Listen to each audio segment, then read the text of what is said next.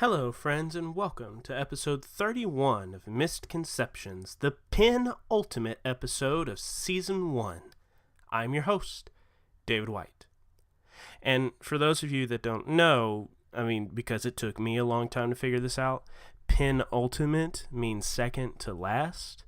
So, welcome to Misconceptions episode 31, the second to last episode of season 1. Anyways, so I'm very excited to announce that we have hit our first goal on Patreon of $150 a month. This means that Misconceptions can pay for its own hosting fee on SoundCloud. We can also start putting money away to getting new equipment. I'm personally thinking about getting some sound canceling headphones so I can kind of, focus a little better on how everybody sounds on mic to hopefully improve our sound quality.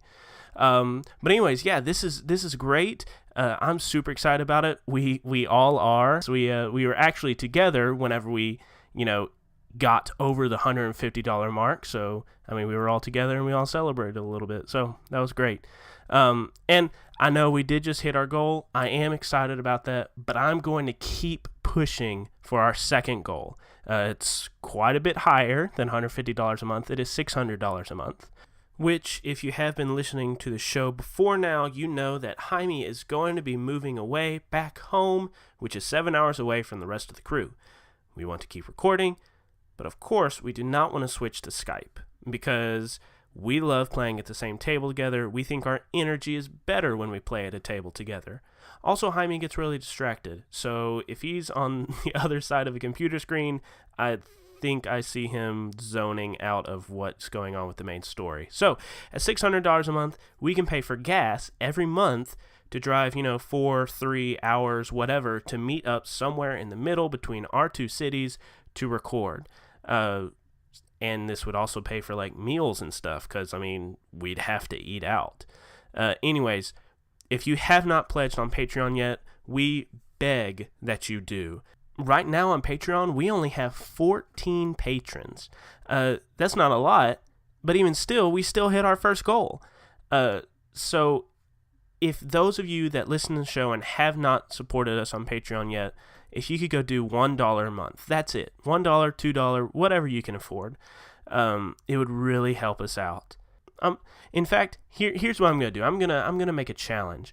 If we can get to, let's say, 25 patrons on Patreon. If we can get to 25 patrons on Patreon by the end of July, that is July 31st.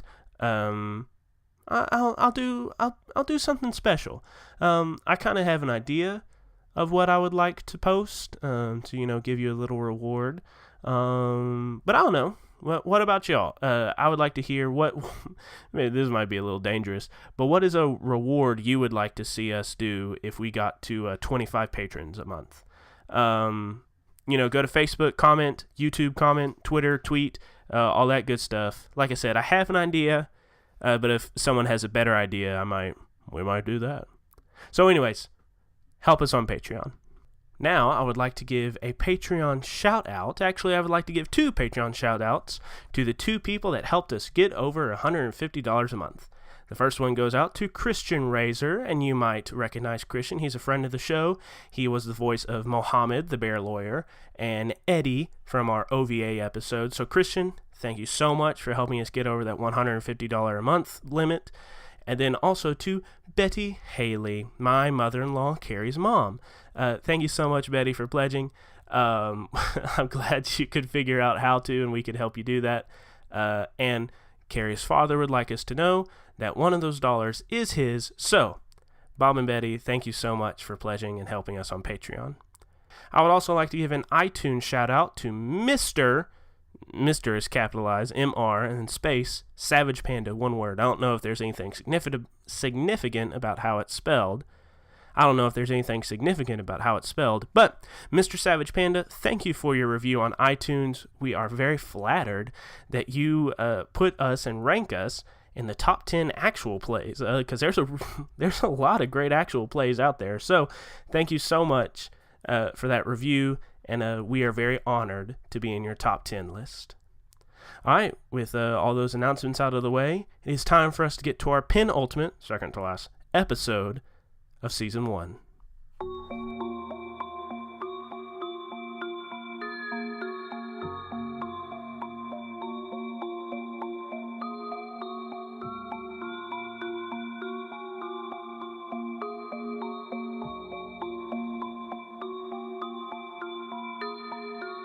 I just have no words for last night. I called her asking for a favor, and yeah, it just got real intense real quick. And I just sat there and said, I'll just not say anything about it. And then now I have to deal with it this morning. What am I even going to say to her? There's nothing really to say to her at all. But I need to say something because obviously there's something to be said. And then she just up and left, so I don't know what that was about. And then me and Faye had some weird, endearing moments, which was weird, strange, and I hope those never happen again. So it's a start to a good day. It'll be interesting.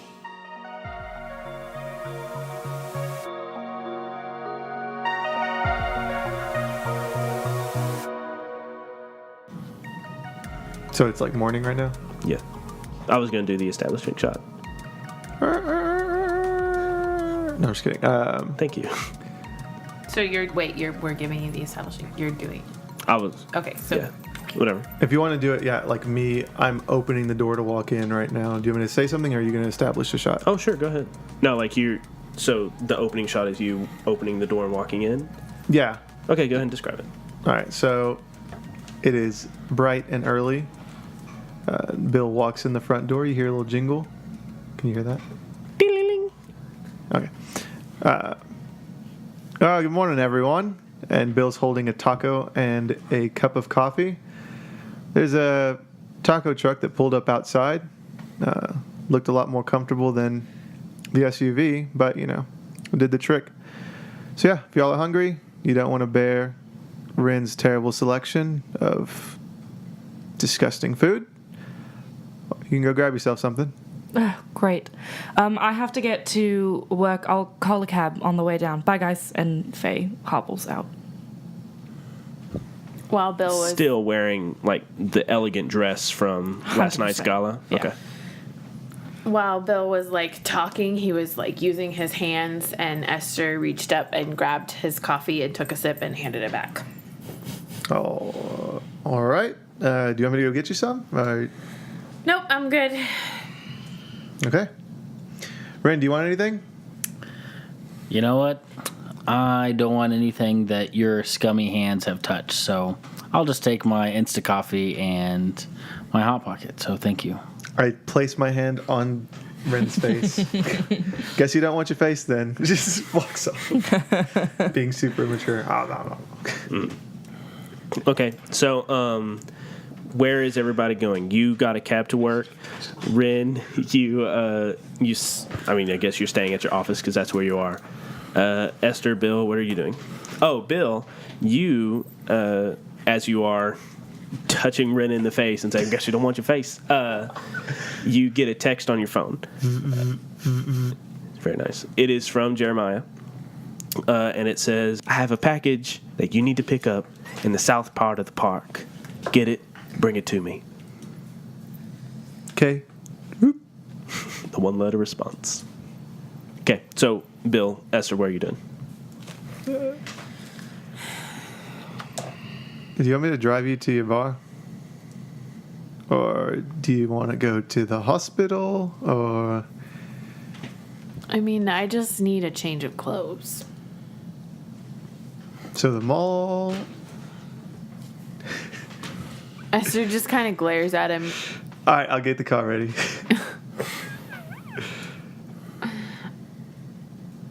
She's going to get a ride to Faye's apartment because that's where her stuff has been recently. Okay. She's not going to the bar in her dress. Okay. So you go get a change of clothes, and then you go to the bar? Definitely have a key, too. I don't get a change of clothes. I change clothes. Oh, yeah, that's what I meant. Okay, so you change clothes. Does he drop you off and then drive himself to the park? I mean, has he told me that he's going to the park? No. Also, where is your car? I think my car's at the bar. Because we met up there last. I don't think it was destroyed. Yeah, it's at the bar. Because we drove to the bar and then left in her SUV. Okay. Mm-hmm. So I'll just take her to the bar. I just don't want to really say where I'm going. Okay. We don't talk on the drive to the bar. Okay. Just listen to music. Okay. I notice it's getting quiet, so I just turn it up a little. Okay. My milkshake brings all the boys to the yard, and they're like... Okay. Okay, you all do your daily routine activities, and I need everyone to leave the table except for Tessa. Season finale time. A shot rings out. Bye, guys. See ya. Okay. Hello, Maggie. So, you've gone through your day, everything like that. You head back to your apartment. Esther's not back yet.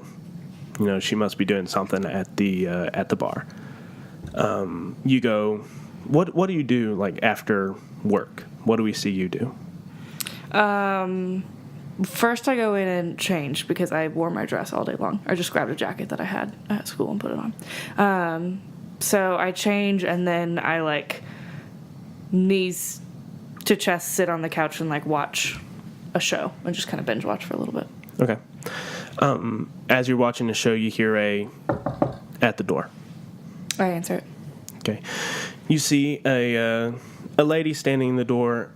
She has like cargo pants, boots, a jacket, kind of short crop cut hair. I don't know what you would call it. Not pixie cut, but like short hair. But she looks at you and gives a smile. She says, "Hey, I moved in to the room down the hall, and I don't have any light bulbs. Do you have any I could borrow or anything?" Yeah, of course. Wait right there. And Sure, Faye sure. shuts the door, goes and grabs some, comes back. Okay. You open the door. She reaches out, takes the box or whatever. Hi, my name's Jessie. She kind of looks around. Oh, I love what you've done with the place. There's a lot of plants. Yeah, I'm a big environmentalist. It's kind of my thing. Cool. Mind if I come and like look around? I just need an idea for how to set up my apartment. She hesitates. Yeah, I mean, it's kind of messy, but sure. Girl, I have boxes and boxes. You don't even know. I understand. Moving is not pleasant. Okay. So she walks in, kind of looks around. Nice. Okay, so yeah, on the couch, facing the windows, got this whole entertainment thing. She like looks down the hall. Okay, got the bathroom there. Cool. She kind of looks around for a little bit more. I'm so thirsty. Do you have anything to drink? Yeah, of course. What would you like? I have water, bottle of wine. Water's fine, yeah. Okay, she pours her a glass. Okay. So as you are getting the like the glass and like I guess going to the refrigerator to fill it up, you like see in the reflection of the mirror, or not the reflection, but like the steel stained surface. Mm-hmm. You see her set the light bulbs down and start to take off her jacket. And as she does, you see that she's wearing like this tank top, and all along her arm is this dragon tattoo that goes all the way up to her chin. It kind of stops there. It was like hidden by the collar. And so as you're pouring this water, you see her reach back with her hand, and you see the glow come off of her arm, and she lashes out at you. Go ahead and roll face danger.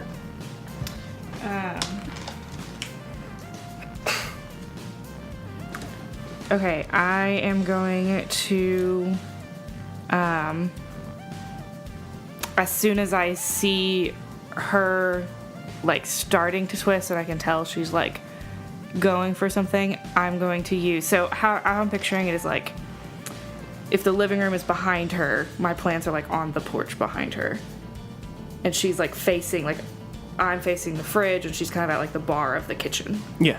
Like in the living room area, kind of. Yeah, so I'm going to have the plants from behind her like shoot towards. Okay. So that would be plant growth, and the more the merrier, because Yeah. it's the whole apartment.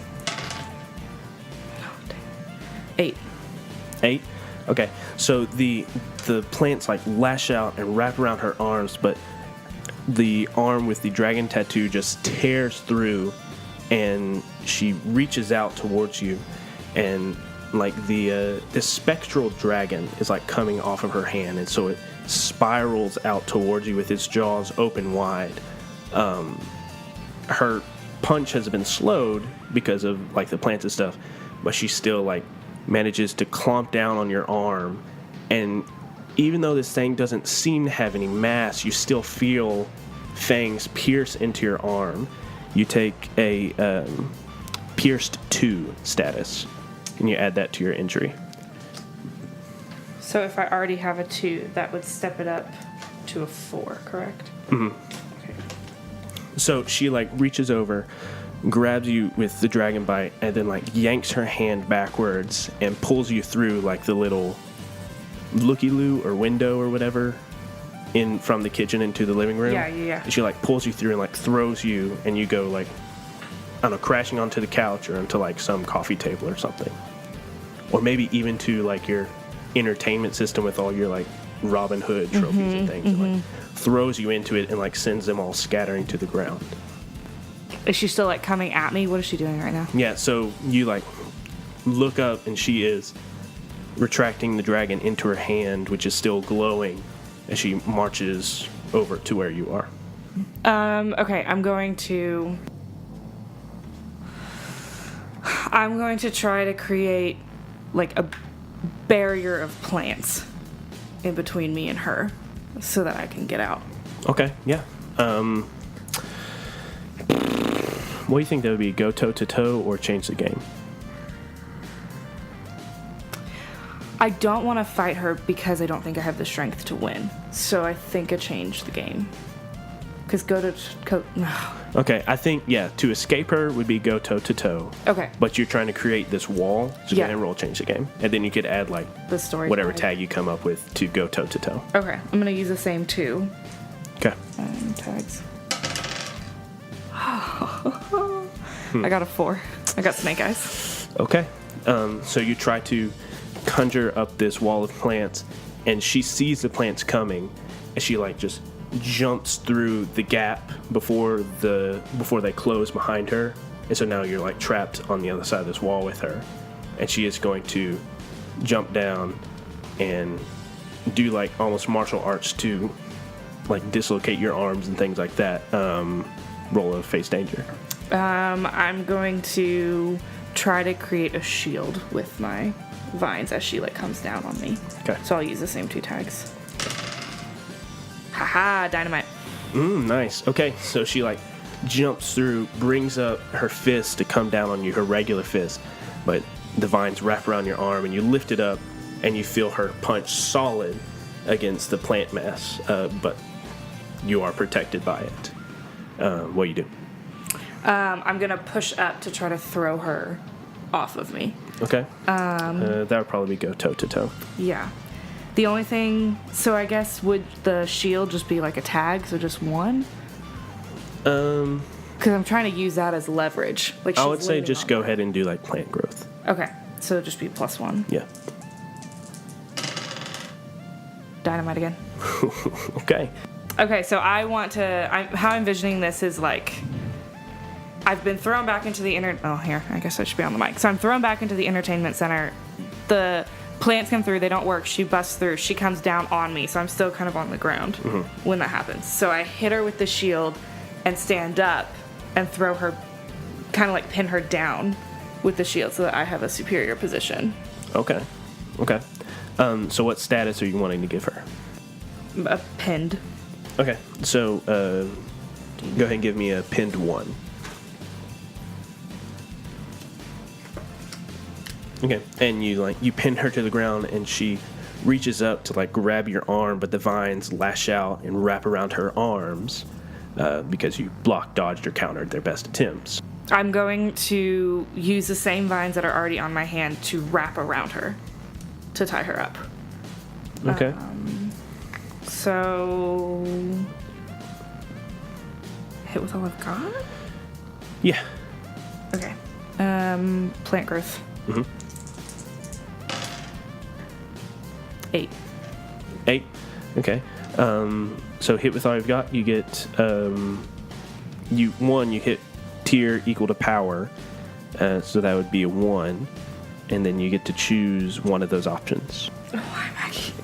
Maggie scared me. So are you adding to this pinned complication? Yes. Okay. I am. I'm going to, since I feel like I already have the upper hand, I'm going to hold her attention. Does that make sense? Holding their attention would be if you wanted to distract her from getting to something or to someone. Okay. Yeah, no. So then I'm just going to gain the upper hand and take 1 juice. Okay, so you have 1 juice. What do you want to do with it? Or you can bank it. I want to bank it. Okay. It has to be somehow related to you gaining the upper hand in this fight whenever you use it. Okay.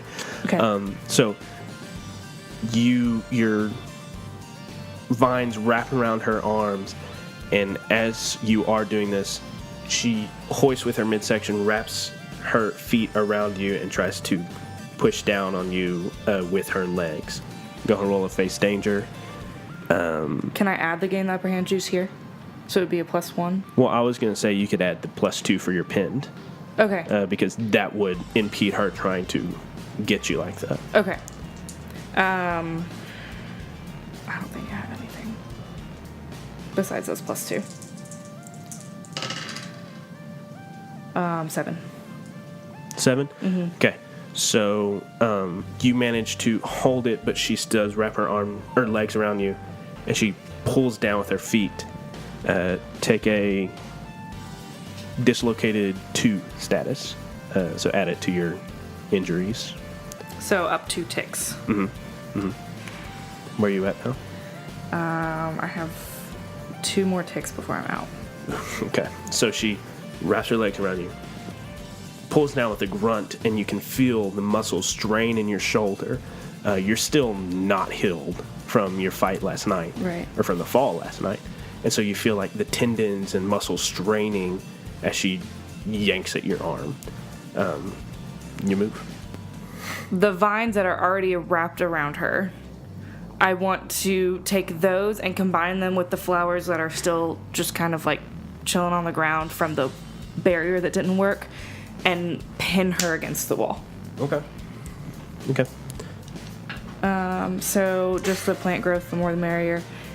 Could I use that juice here? Yeah. Okay, so +3. What do you want to narratively? What does the juice represent? So the juice represents, I guess, a couple things in my brain. So one, it's the same vines that I used to pin her and gain the upper hand originally, and then 2, kind of the confidence of getting her down has given me that I'm over you. Okay. You're done. Okay. Thing. 10. 10. Okay. And what was this? Pinning her to the wall. Oh yeah. So this was change the game. So you get juice equal to power. So what did you use? I think you used 3. So you get 3 juice. And this was a 10+, so you can use it on any 6 of those. I'm going to create a status. Well, I'm going to add to the status of pinned. Okay. So step it up by 1. Step it up by 1. Okay. I'm going Giving a to status, 1 juice. prolong the effect. Okay. So it's a lot of plants. Mm-hmm. So she's got a pretty good wall up against her right now of plants. Mm-hmm. Can I do 2 statuses? Could I bump it up 2? Yeah, you could. And there's a scale up the effect, so it would give you a +1. Okay, let me do that. By 2?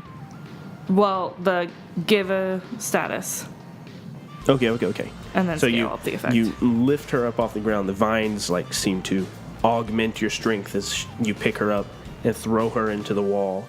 And the vines from the wall wrap around her, and she struggles and tries to break free, but the vines hold her tight, and she's just stuck there glaring at you. Who are you, and what do you want? You shouldn't have worn that flower crown. It was easy to find you. And if I can find you, anybody can. And guess what? All your friends, we found them too. I punch her. And we scene transition. So, Rin. Once everybody leaves, you start getting ready for the day. Pablo, oddly enough, is the first to come in. Usually it's Deja. But Pablo comes in, gives you the nod, cracks open a beer, and starts getting to work. A little bit later than usual, Deja shows up. Usually she seems very cheerful, but she walks in with her earbuds in her ears, goes straight to her desk, and starts typing. What do you do today? Do you just focus on working? Do you try to address Deja or Pablo or anything? Hey, Pablo, do you have those reports done that I assigned to you last week?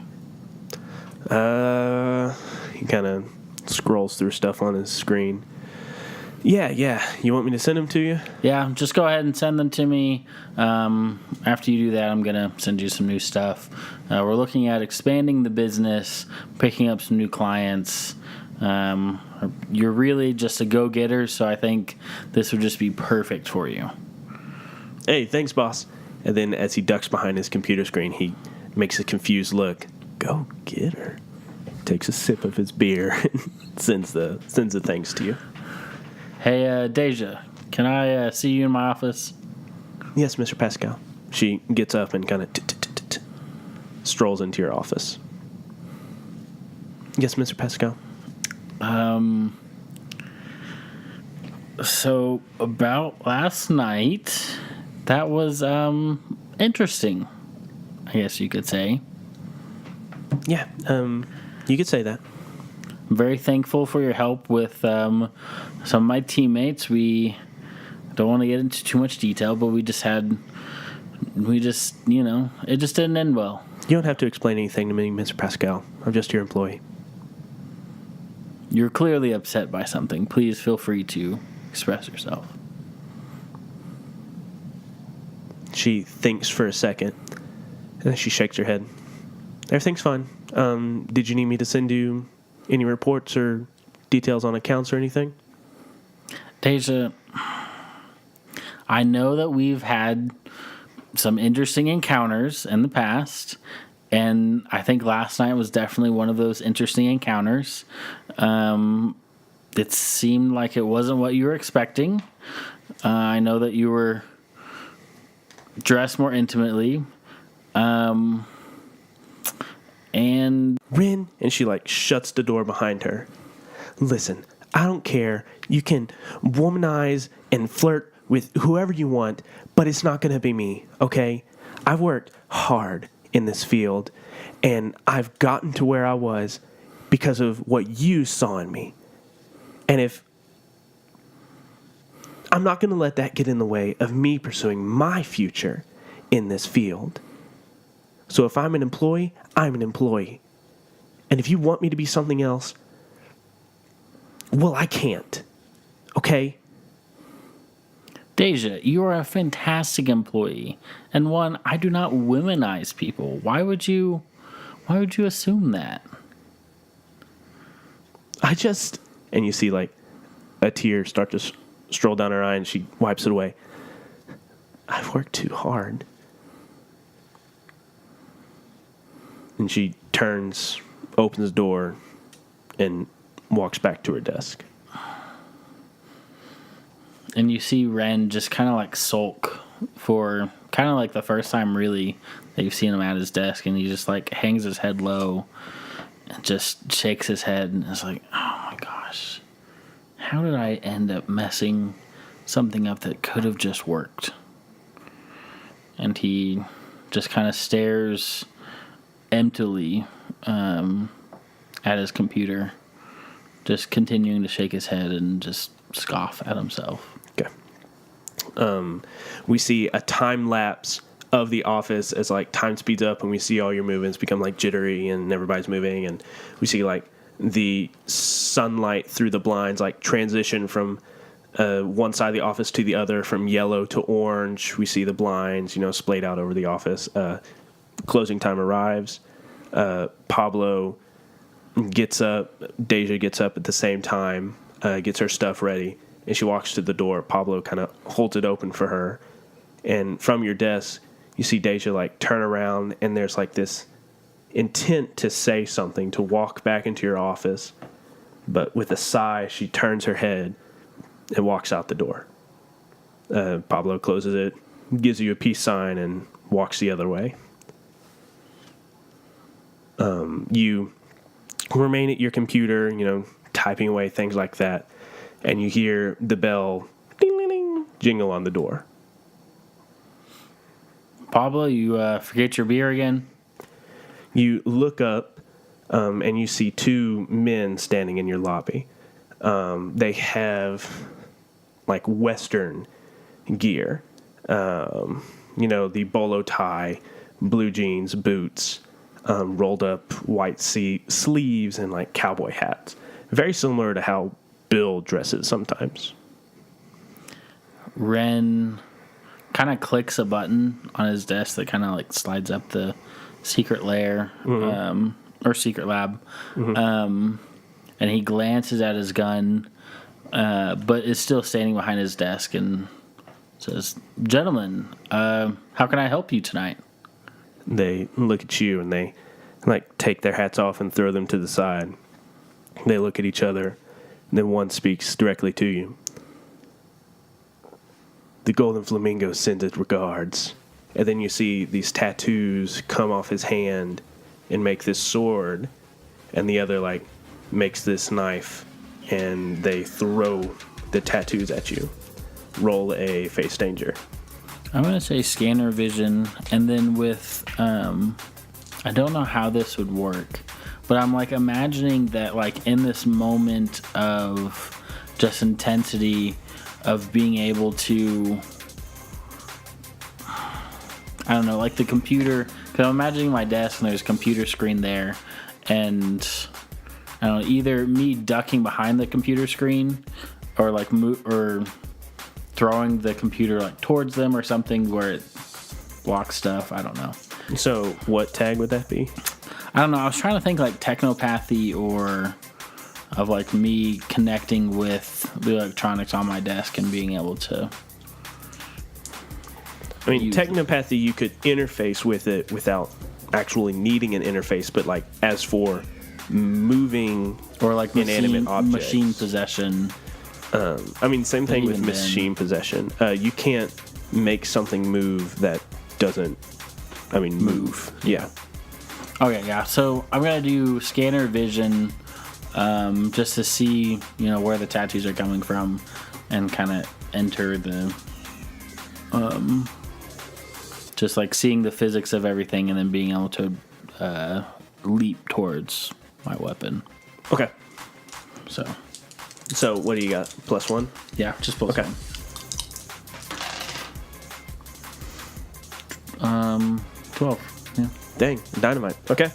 So they throw these weapons. You feel them whoosh past you. You hear them whoosh past you. You dive and roll to your gun. You grab it, and as you spin around, you see their two blade weapons embedded in the wall right behind your desk.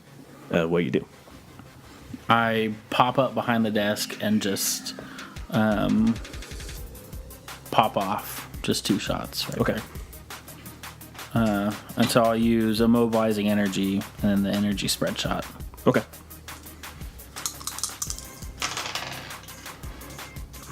9. 9? Okay. So hit with all you've got. You get 2. You're inflicting a tier 2 status. Mm-hmm. So where are those cards at? Okay.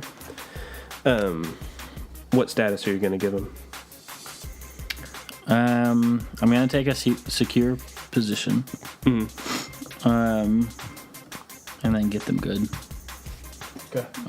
So get them good and step it up by 1. Yeah. Okay. So you level your shotgun, you spray out this cone of energy. It hits both of them and they're like stagger backwards. And as you secure a superior position, they like flatten themselves against the wall leading into your office. So they kind of disappear from view and flatten up against the wall. Mm-hmm. What do you do? I'm just gonna take a shot at the wall where one of them is. One of them are. Would me being able to shoot the wall? Would I be able to penetrate that to hit one? I don't know, because we've always described your gun like as energy. So I don't know if it actually has penetration power. Mm-hmm. I don't know. I don't think it would. Okay. I'm going to place my hand on the ground and just kill the bulbs. Okay. Go ahead and roll. I guess it changed the game. And so would that be machine possession or technopathy? I would say technopathy, yeah. Okay. So just 1. Mm-hmm. 5. 5? Okay. So you focus, and the bulbs do dim. They don't go all the way out. And in fact, there's a street light on the outside of the office that kind of shines a light into the office.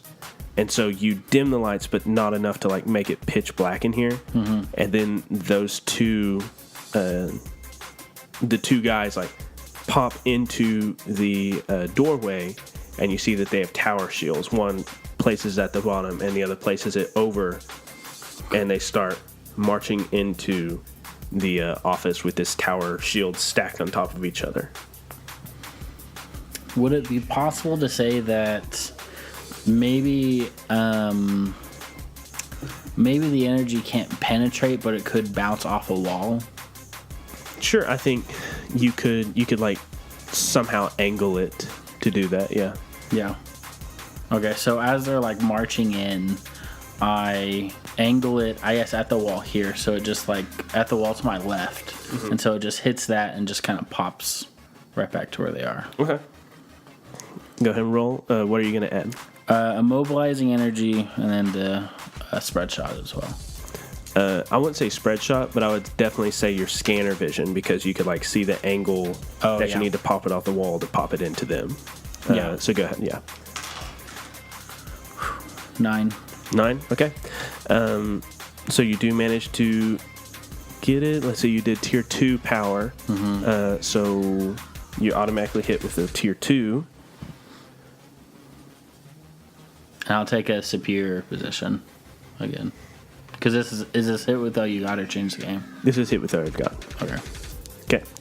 So you pop off a shot, it bounces off the wall, and it trajectories into the back of one of the tattooed guys. It hits him in the back, and you see him flinch up, and as he does, the shield retracts into his hand, and the cudgel hammer that he was holding retracts into his hand, and he seizes up, and then he falls over to the ground. And then the guy that is still holding the tower shield sees his buddy fall, and then looks at you and starts backing back towards the door. I'll take another shot off, and this time, since there's one less guy, I'm aiming it at that back wall, so mm-hmm. it'll just cut back in same place. Okay. Nothing.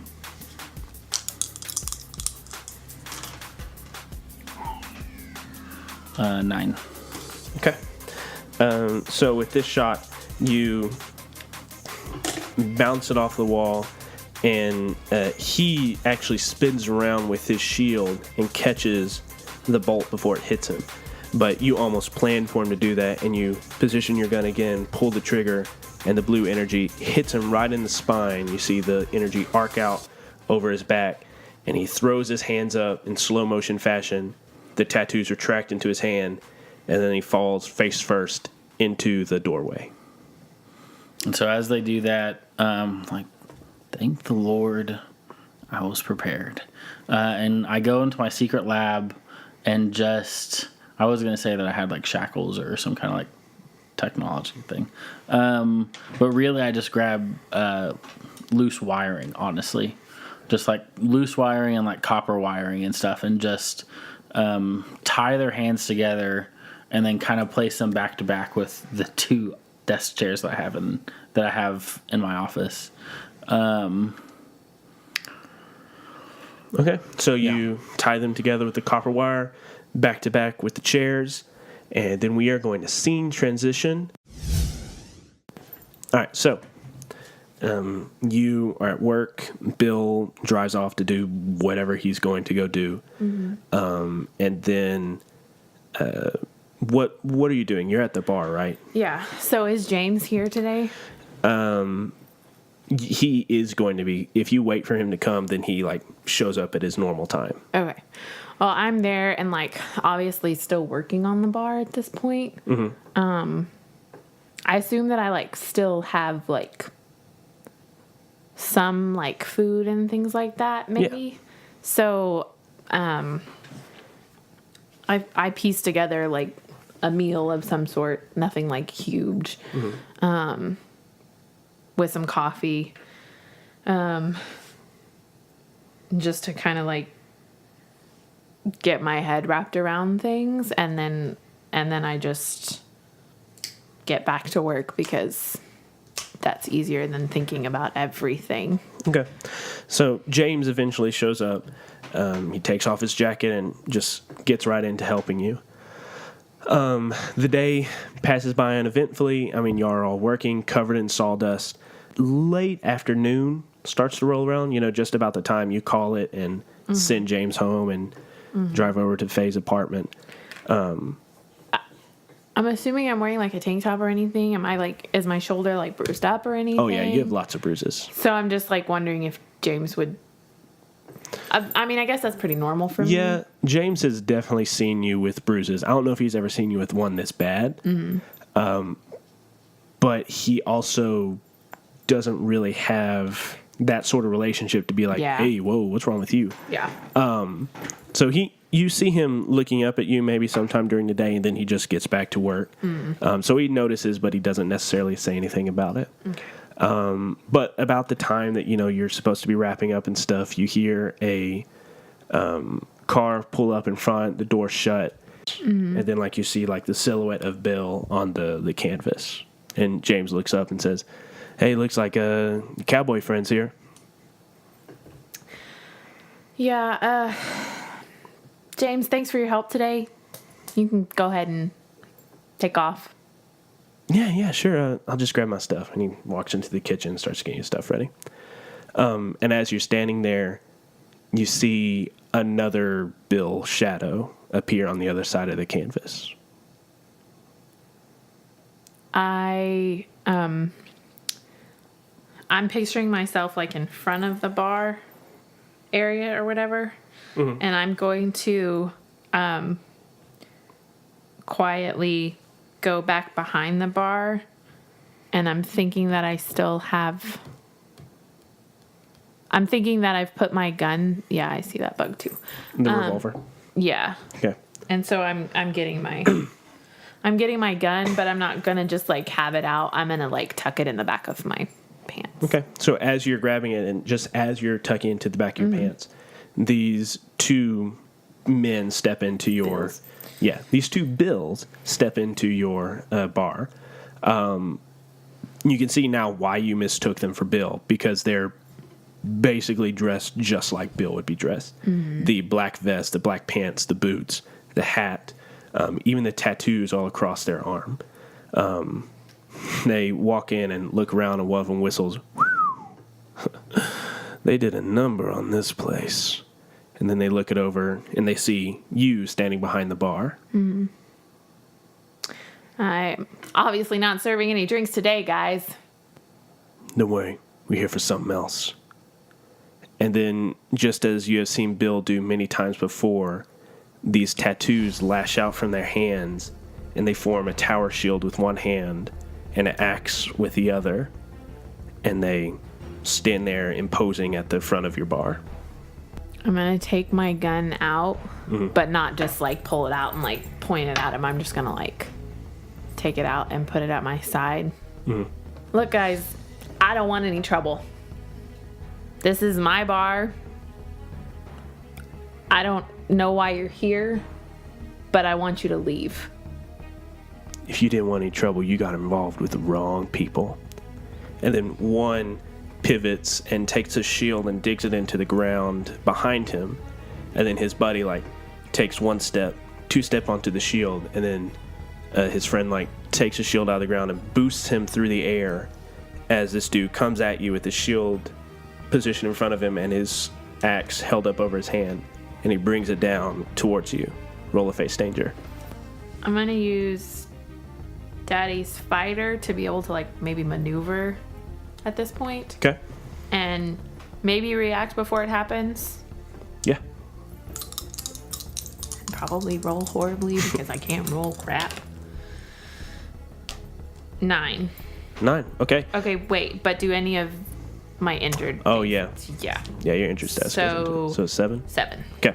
Still, he comes through the air and you kind of, like, I don't know, duck and roll to get away from it. So he misses you with the axe strike as it buries itself into the ground that you had just been working on all day. And he lashes out with a shield and clips you in the side. You take a hurt 2 status. So he hit me with the shield. On And the then- same side that my shoulder was dislocated? No, let's say the other hip. The other side. Yeah. And you said it was a 2? So... Stepped up by 2 ticks. 2 ticks, that's right. That's right. Sorry, I don't know why I can't get And then as you're, like, rolling out from behind the bar, the other guy's, like, running around the bar to flank you.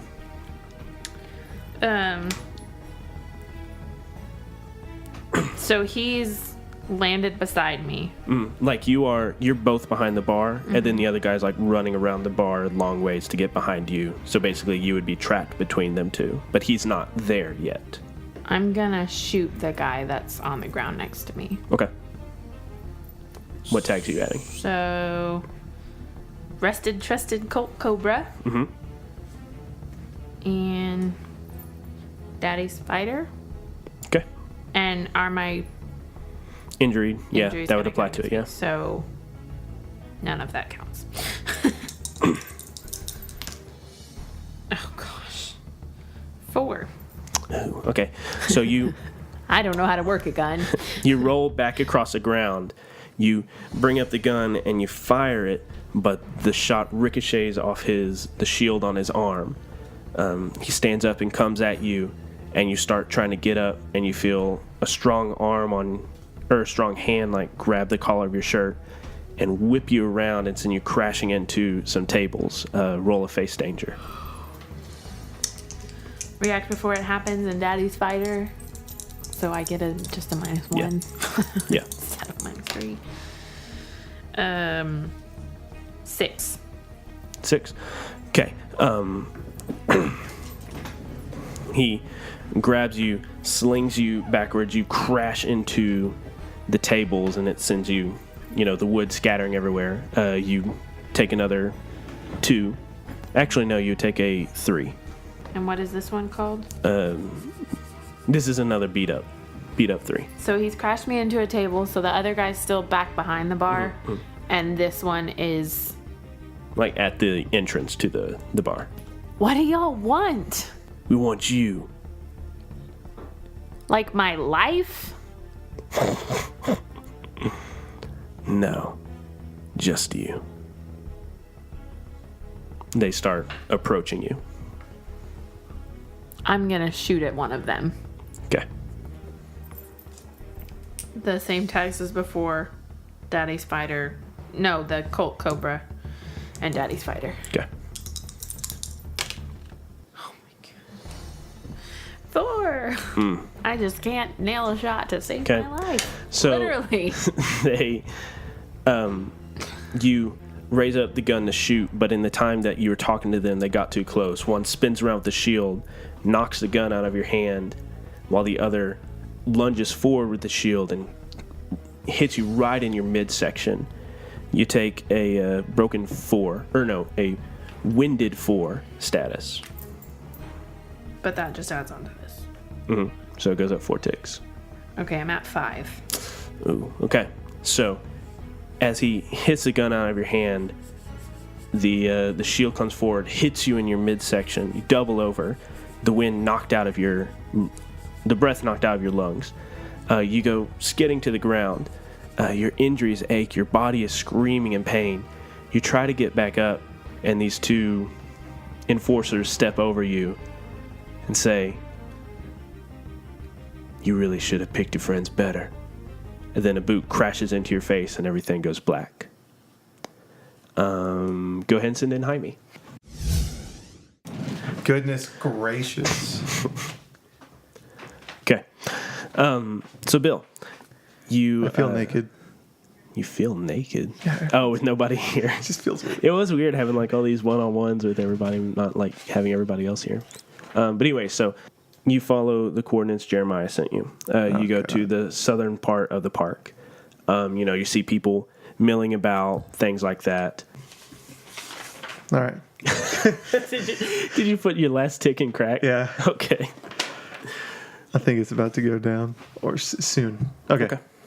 I'm at the park. People are hustling and bustling, or is it quiet? Like, are there families, or is it just kind of... You see families like dads throwing frisbees to their kids and dogs, people going to and from. I guess I haven't described this scene for you, but the city park is a lot like Central Park. There are businesses that line the whole way around it. It's a very busy area. People coming and going, relaxing, things like that. It is early in the morning, so I don't know why I said dads throwing frisbees to kids, because the kids would be at school. But you see... Maybe it's like a holiday. No, it's not, because you went to school.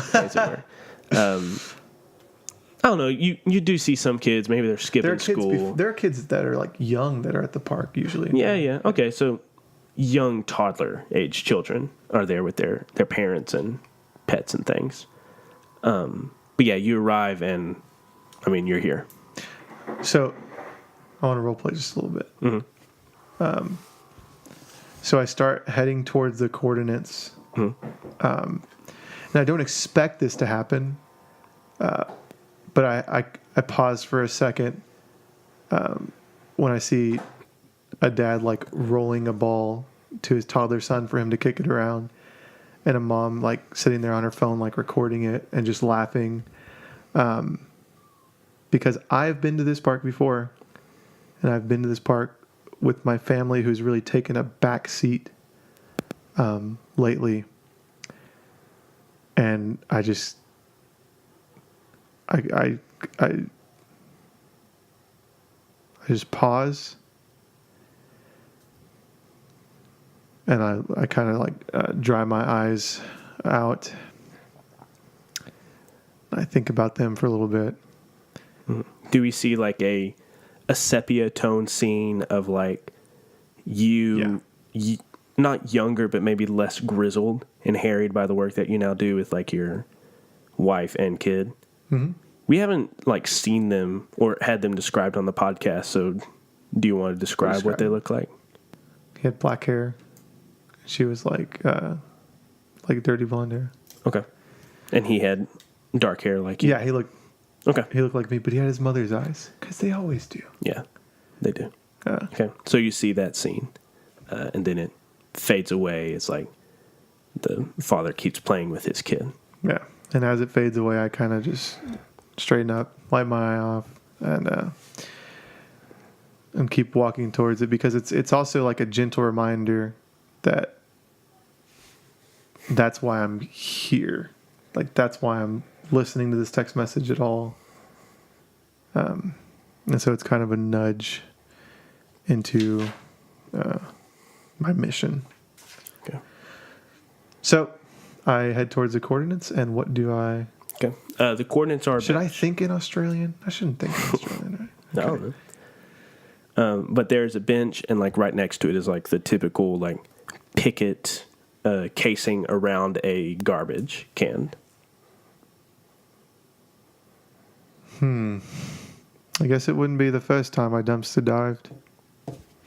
I just get in there. Okay.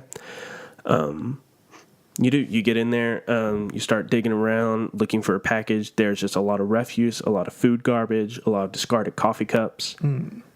There's nothing that looks like a package in here. Is my spidey sense tingling? As you're digging through and kind of like maybe cursing underneath your breath to yourself, like people are walking by looking at you like like bent over into this trash can. I guess I'll text Jeremiah. What does the package look like? All I'm finding is trash. Send. He texts back, brown parcel, rectangle, has a little bit of a weight to it. I keep looking. You'll find it. All right, so I call him. I can't. What? Ring. Wait. What is my ring sound? I've made it like 1,000,000 times.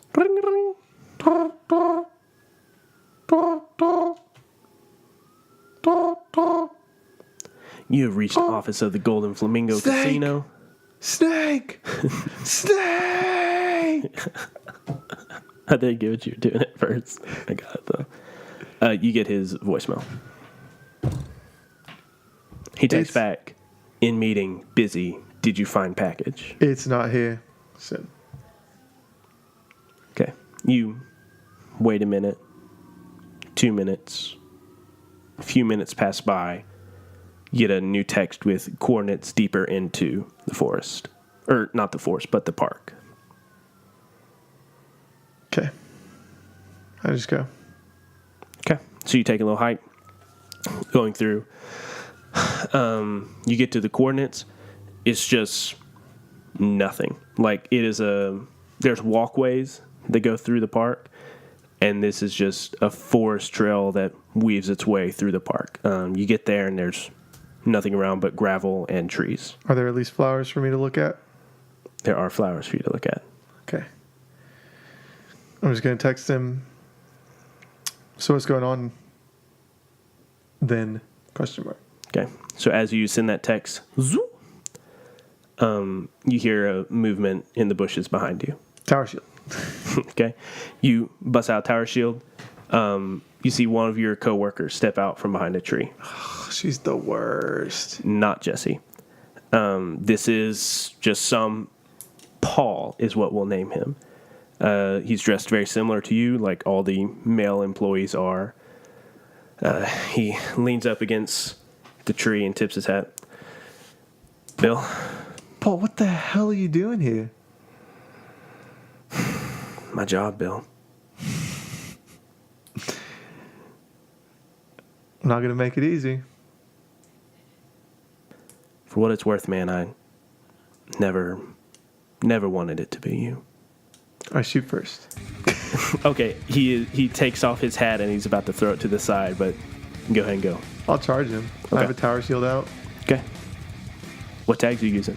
I'm going to use tattoo tower shield and blunt force trauma and kneecapper. So I'm just... Okay. Boom! Oh, this guy's going to be super strong. Oof. 9. 9? Okay. So how many tags did you add? 3? Mm-hmm. You hit him with a tier 3 status, and then you get to choose one of those. One of them? Yeah, one of those. You take cover or secure a superior position. So I'm going to boom, and then I'm going to like parry steps to where I'm at an angle with the shield between me and him. Okay. So you rush into him as he's taking off his hat. You deck him in the chest. You send him flying through the shrubbery. You hustle and position yourself in between you and him.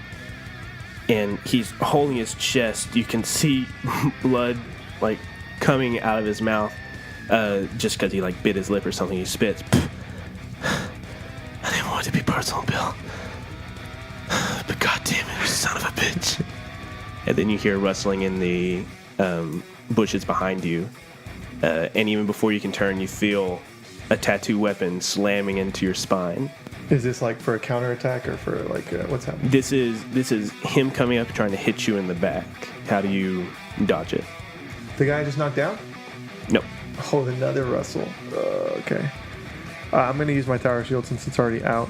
Okay. I'm going to use my... So I hear the rustle, right? Mm-hmm. So that theoretically I would have time to... Yeah. Okay. Yeah, okay, so I'm going to use... This is going to be... I just need you to track with me. Tell me if this makes sense. So I'm using my tower shield.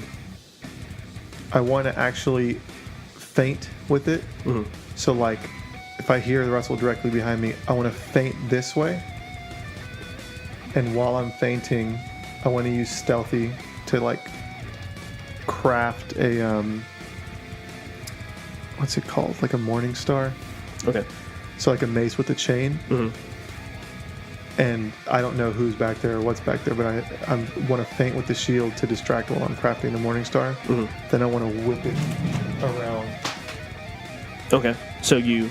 Like partially to like hit the person, but also because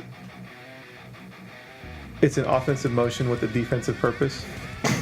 Okay. So like the swing itself, if something's coming at me, would be knocking it out of the way. But if it hits them, I'm okay with that too. Do you know what I mean?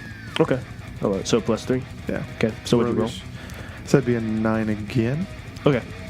So you spin and you feint and you swing around with this morning star. Like as you're spinning with this fist, it is crafting in your hand. Mm-hmm. His hit still connects, not with your spine, but it like clips you in the hip.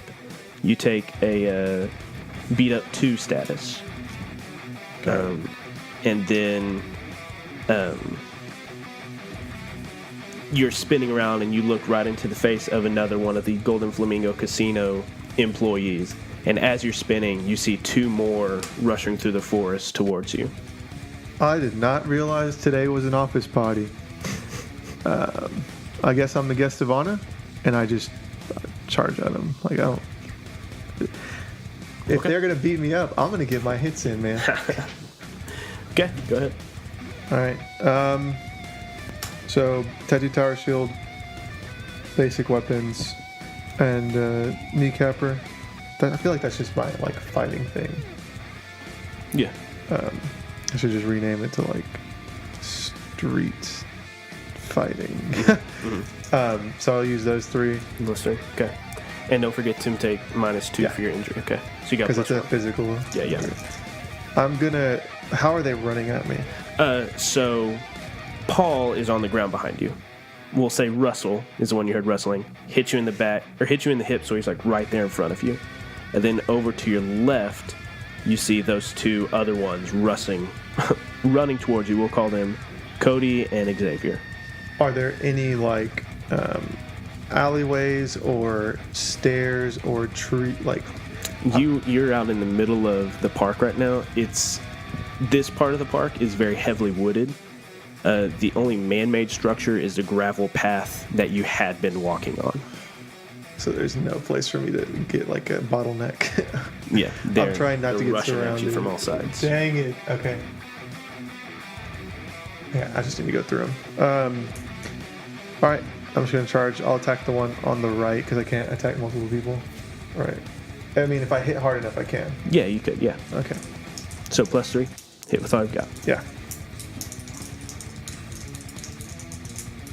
At some point, Till I Collapse is going to come into it, but I feel like that's probably going to be more defensive. Oof. So 8 -2. 6. Well, no, it's a +1 because you added 3 and then you -2, so it's a +1. Okay, I was just doing So, it the other way. I was doing 8 -2 +3, but it's just a +1. Yeah. Same result. Yeah, 9. yeah. So So 9. 9. Okay. So hit with all you've got. You hit them with I tier get 3 many of status, and you want to get many of them. Okay, so how do you do that? Oh yeah, I could just narrate this. Mm-hmm. So I'll say I charge at the one on the right and just like pummel him with my shield. And like as I'm going through him and he's kind of bouncing off of it, I'm gonna come around and swing with the Morning Star and not hit the mic. And just clobber him with the Morning Star.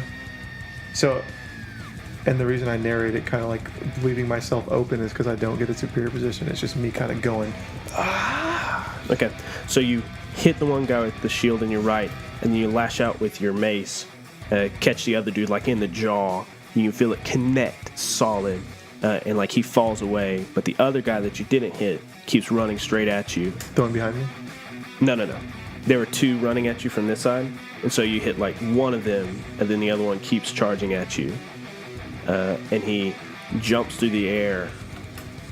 I hit many of them though. I hit both of them. That was Yeah. So since you left yourself open to attack, Yeah. I'm narrating it like one got through to still hit you. Gotcha. Because like you get hit all of them, and then they're like, "No, we got you again." Yeah. So I'm just gonna narrate it like you I see hit what you're him, saying. and then you hit him, and then this guy still gets through. Collectively, all of this damage is going towards them. Right. So like you dealt damage to all three of these guys and him too because he's part of this group. Gotcha. I see what you're saying. So he jumps forward, brings his hands up over his head, and you see like this spear form in his hands, and he's going to try to bring it down on you. Face danger. All right. So I collapse and tattoo tower shield. I take a -2 physically, right? Mm-hmm. 8. 8. Okay. So he comes down with this weapon. It doesn't pierce like your stomach as he was aiming for it, but he still like clips the side of your leg. You take a cut 2 status. Wait. No, cut 3 status. I So stepped he it like down. On a 7 to 9, I stepped it. you did, yeah. Okay. So it was a 3. It would have been a 4, Okay. but now it's a 3. So it cuts into your leg, doesn't hit any vital areas, but you feel the sting of, oddly enough, the tattoo weapons that you have made many times before cut into the outside of your thigh. So you explained this earlier, but does it step it up to a 3 or does it step it up 3 ticks? What are you at right now? 2. 2, so it would step it up to 3. So if the number that I give you is bigger than the number you have right now, you step it up to that. Gotcha. If it is less than that, you step it up by that many ticks. Okay. So where are you at now? 3? Yeah. Okay. So he stabs the side of your leg with the spear. One dude is like reeling away from getting hit with the tower shield. The other guy's clenching his jaw. You can hear, I can't even remember the name we gave him, struggling to stand up behind you. Paul? Yeah, Paul. Struggling to stand up behind you. So really, they're all 4 on each side of you. But 3 are in much worse shape than the other. I'm going to go after the one person I haven't like hit yet. The second, Russell. Okay. You did hit Russell. Russell was the one you hit in the face with the shield. That was Paul. Xavier was the one that hit you with the spear. Oh, okay. He's dead. I'm adding 3. Okay. Oof. Yeah. So it's 6. Okay. Let's say you like kick out with your feet and you like make these daggers come to point with the sole of your shoe and you like lash out at him. But he pivots backward. You find no purchase. And he's going to swing up with his spear at the same time that Russell swings at you again with his cudgel. Roll a face danger. It's not a bad roll. It's Yeah. just a -3 roll. Yeah. And then you're 5. So a 5. Okay. So he hits you with a 4. So the spear tip like catches you in the jaw and slices up your cheek, and the cudgel hits you in the other hip, and you kind of twist, not falling down to your knee, but like your leg buckles out from underneath you, but you're not down yet. So that both of their attacks just bumped me up to a 4? Mm-hmm. All right. Because really, they're just one. Mechanically, they are one character. Gotcha. It's just like it's a boss fight, but mechanically they're one character. Yeah. I mean, not, you know what I mean? Yeah. All right. So there's 2 people who just attacked me. Mm-hmm. Xavier and who? Xavier and Russell. and then Paul is getting to his feet, and Cody is holding his dislocated jaw. Nice. So what did he do with my foot? You just like kicked out with it and missed, and then Russell hit you with a club, and like you steadied yourself with your feet. So they're both underneath you, but they're like bent and a little buckled, Okay. a little off balance. So now I'm going to add till I collapse into my offensive rolls Okay. because I am getting there. Mm-hmm. I'm going super soon. So +4 with a -4. Yeah. Okay. 8. 8. Yeah. Okay. So you get a status of 1. So you. But I don't step it up. I'm gonna secure a superior position, but I want to do it narratively. Mm-hmm. So I think what I'm gonna do is form springs, I guess, and then like jump into like through him, not through him, Like towards him, bull rushing him over. yeah. I want to bull rush him over, and then get like into a tree or near a tree where I kind of have like one of my sides at least blocked off from attack. Okay. And so the way I want to do it is like bull rush through him, get next to a tree, plant my tower shield on the side of my tree where my back's going to be facing, and then turn around to where like my side and my back are in cover, and then just kind of go a little while, like beat my chest. Okay. Say, well, who brought the cake? Okay. Just, I don't know. So you rush forward, you bowl over him with your shield. He collapses underneath you. You roll over him using your shield for momentum. You create the springs on your feet. You bounce up right as you see Paul and Xavier rushing towards you.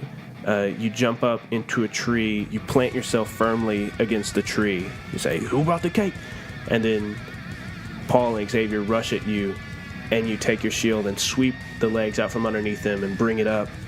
And then, like just as Cody is coming to his senses, you whip out with your mace and hit him on the other side of his jaw, knocking it back the other way. And so all 4 of them kind of collapse into this pile, and you like bring your mace up above your head to like bring the finishing blow. And Paul like raises his hand and says, "Bill, but please, you gotta understand, all our families, they have all our families. He does. He just wants you." The fight has drained out of their bodies. Cody is definitely unconscious. I'm gonna spit the blood out of my mouth.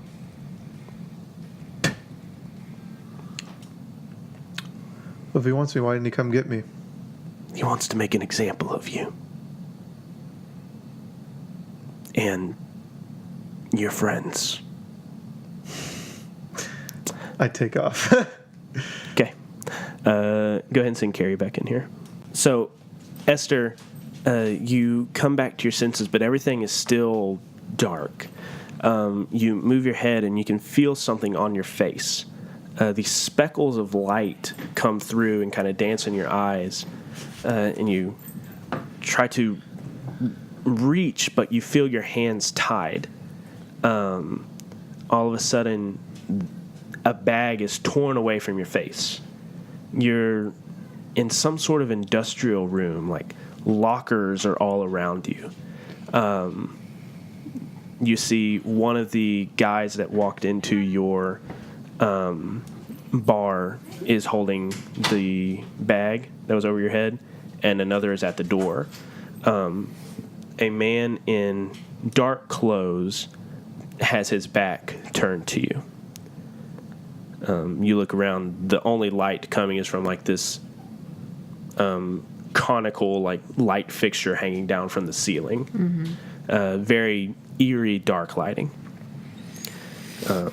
This man has his hands clasped behind his back. And without turning to you, he says,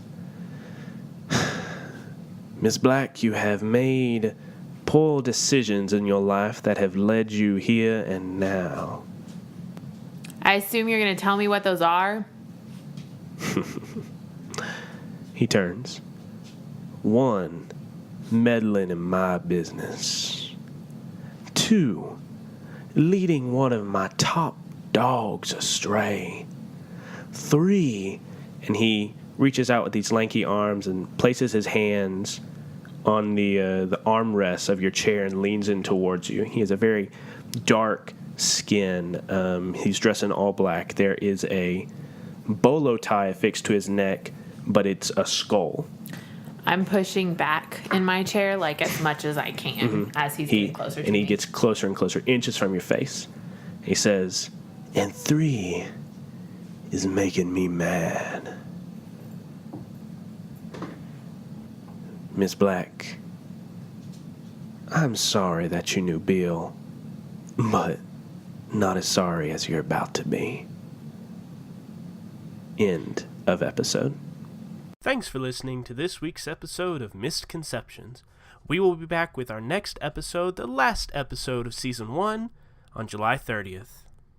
You can find us on Facebook and Twitter, and you can get up-to-date information about the show, what we're planning to do, or you can just talk to us because, we like you and we want to talk to you. City of Mist is an RPG created by Son of Oak. You can find more of their products on sonofoak.com. And don't forget, whenever you buy the core rulebook, to use the discount code MistConceptionsFan, all one word, all lowercase, to get $5 off your purchase.